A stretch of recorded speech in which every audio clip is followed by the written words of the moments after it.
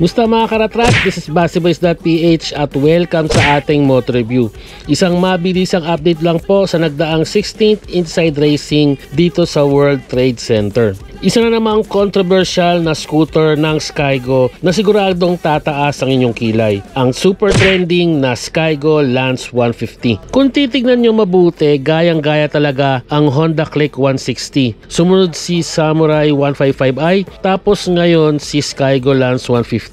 At eto pa, walking distance lang ang Skygo boot area sa boot ng Honda Motorcycles. Lantaran na nga ba talaga ang pangungopya or okay lang ba na mangopya ng design ng mga branded? Based sa specs, hindi ka na mabibitin sa makina nito dahil ito ay 149.3cc converted to 150cc of displacement. 4-stroke, single cylinder, single overhead cam, 2 valves and liquid cooled. Meron itong 12 horsepower and 11.8 Newton meter of torque. Bore and stroke of 57.3 by 57.9.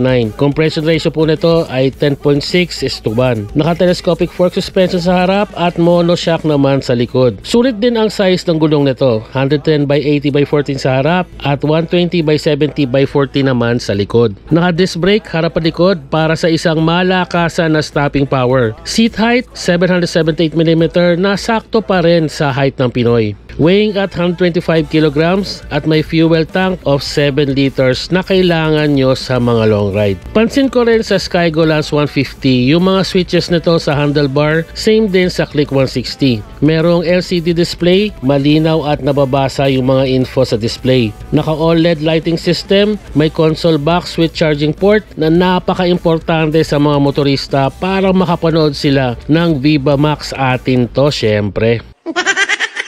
Naka-keyless system, may side stand kill switch, malaki ang compartment at may gulay board. Skygo Lance 150 is worth 97,000 pesos. Wala pa tayong estimate na down payment and monthly kasi sa second quarter pa po ito magiging available sa kasa. At kung i-compare natin siya sa Honda Click 160 at Samurai 155i, nasa reasonable price pa rin ang Skygo Lance 150. Alam naman natin na magkakamukha itong tatlo pero pinapakita lang dito na meron pa tayong option kung sino ang pwede natin bilhin. Ang tanong, bibilhin mo ba ang Skygo Lance 150 sa halagang 97,000 pesos? Comment down below, huwag mahiya para mabigyan natin ng tips at ideas ang ating mga moto viewers.